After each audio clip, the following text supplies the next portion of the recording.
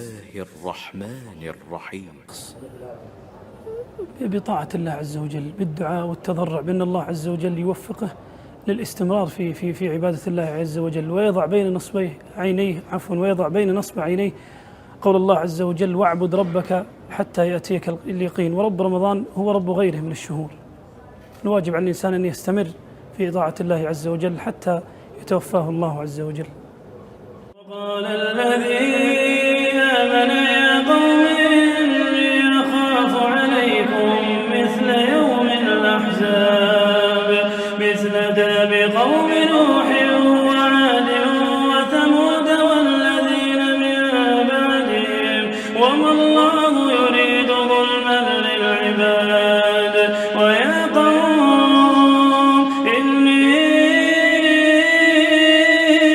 أخاف عليكم يوم التناد، يوم تولون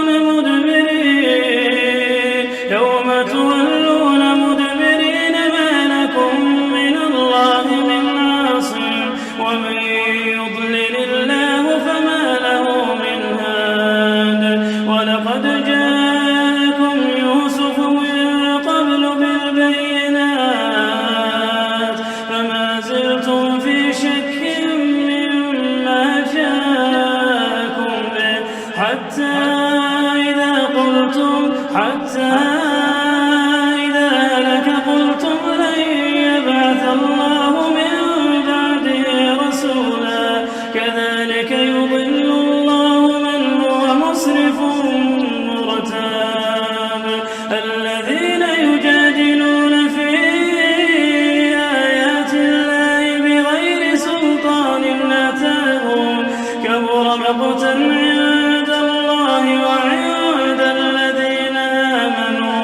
كذلك يطبع الله على كل قلب متكبر جبار.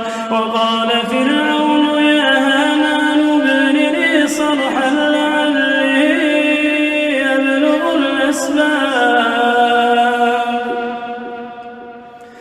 أسباب السماوات فأطلع إلى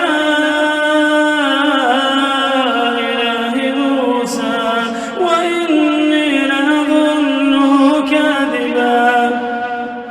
وكذلك زين لفرعون سوء عمله وصد عن السبيل، وما كيد الكافرين إلا في تباب. وقال الذي آمن: يا قوم اتبعون يهدكم سبيل الرشاد. يا قوم إنما هذه الحياة الدنيا متاع،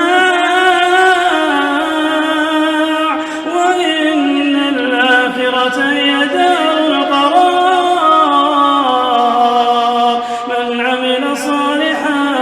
من عمل سيئة فلا يجزى إلا مثلها، ومن عمل صالحا من ذكر أو أنثى وهو مؤمن فأولئك يدخلون الجنة يرزقون فيها بغير حساب.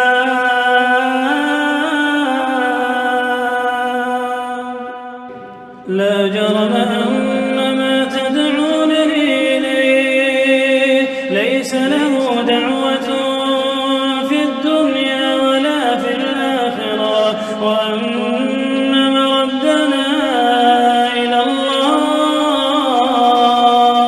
وأن المسرفين هم أصحاب النار.